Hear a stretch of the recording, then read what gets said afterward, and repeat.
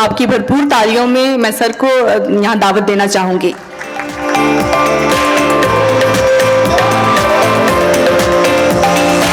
फर्रुख सुहेल गोविंदी,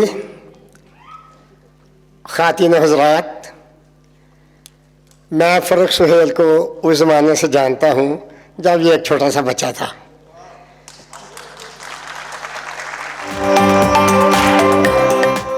जितना मुतहर्रिक ये आज है, इतना ही ये मुतहर्रिक उस वक्त था।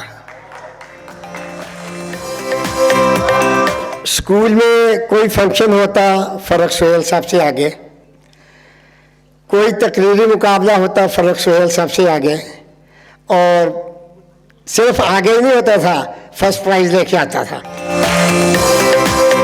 इसके बाद अगले दिन इसकी वही तकरीर असेंबली में सुनवाई जाती और इससे और तालिब इल्म इंस्पायर होते थे। जब इसका मुझे पैगाम मिला कि सर मेरे साथ एक शाम मनाई जा रही है, शाम फर्रुख, मैं तो इसे शाम फर्रुख ही कहूँगा, तो फ़ौरन मेरी ज़ुबान पे दो शेर आ गए। असलम गुरदासपुरी साहब सुनिएगा।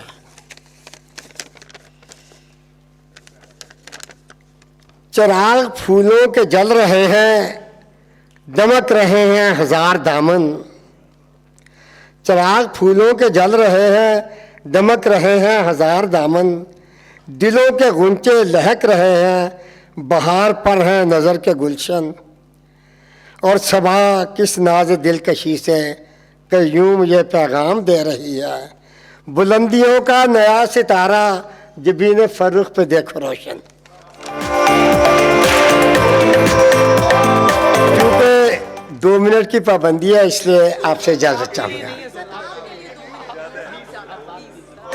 अच्छा, अगर मेरे लिए नहीं है तो थोड़ा सा मैं 7वीं जमात में फर्रुख से मेरी पहली मुलाकात हुई। 7th क्लास में था मैं, बज़्म अज़म का इंचार्ज था। तो मैं मुख्तलिफ़ क्लासों में जाके तलबा से कहता कि उर्दू पढ़ के सुनाओ। वो पढ़ते, मुझे अंदाज़ा हो जाता कि ये बच्चा, इसमें स्पार्क है, ये कुछ करेगा। मैं 7th क्लास में गया, फर्रुख सुहेल गोविंदी, मैंने कहा हाँ भाई कोई है तालिब इल्म आप में? इसने फ़ौरन हाथ खड़ा किया। मैंने बताया ना बहुत मुतहर्रिक था उस ज़माने में भी। इसने हाथ खड़ा किया, मैंने कहा उर्दू की किताब निकालो और पढ़ो। इससे एक तो इसका लहजा और दूसरा इसका एतमाद, मैं बड़ा मुतासर हुआ। मैंने कहा ब्रेक पे मुझे मिला करो, छुट्टी के वक्त मिल के जाया करो। और इत्तेफाक ये है कि इनका घर 23 ब्लॉक में था, मेरा घर 22 ब्लॉक में, घर भी करीब करीब थे। तो मैं इसे बुलवाता, इसे तकरीर लिख के देता, इसे याद करवाता और फिर इसे मुकाबले पे लेके जाता। तो अल्हम्दुलिल्लाह सुम्मा अल्हम्दुलिल्लाह बहुत मुकाबले इसने बच्चे ने जीते हैं। 1974 में जनाब जमील यूसुफ साहब हमारे कंटोनमेंट एग्जीक्यूटिव अफसर बन के आए, शायर थे। मैंने उनसे एक दिन कहा कि जी जिस तरह कॉलेज में मुशायरे होते हैं इंटर कॉलेजिएट, स्कूल में ना करवाएं। उन्होंने कहा करवाइए। और ये उस ज़माने में मैंने उस स्टेज पे डॉक्टर वज़ीर आगा और जनाब अहमद नदीम कासमी को साथ बिठा दिया था। डॉक्टर वज़ीर आगा ट्रॉफ़ी और सदारत अहमद नदीम कासमी साहब की, उन्होंने वो ट्रॉफ़ी तकसीम की।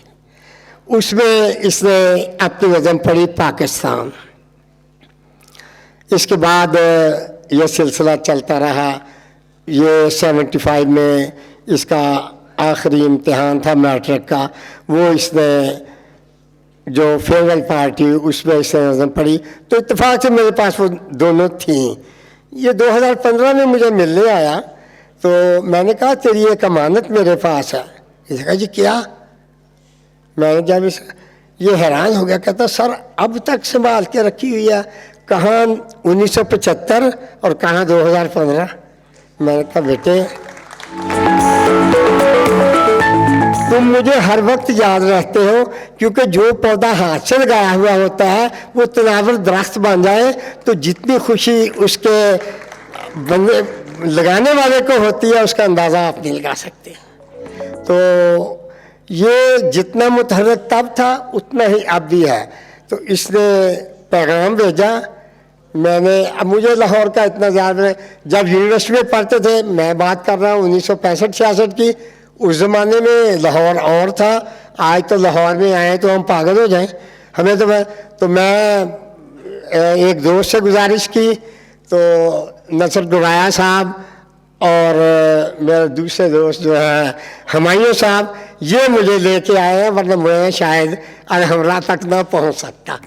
तो मैं इसी बात पे बात ख़त्म करता हूँ और फिर एक दफ़ा मुबारकबाद देता हूँ कि ये शाम जो है, और मुझे सबसे ज़्यादा खुशी ये हुई है कि यहाँ पे कोई सियासी तफरीक नहीं है।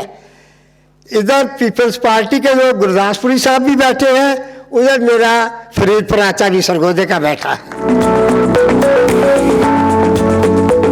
तो बहुत शुक्रिया आप लोगों का कि आपने मेरी मारूज़ात को सुना। बहुत शुक्रिया।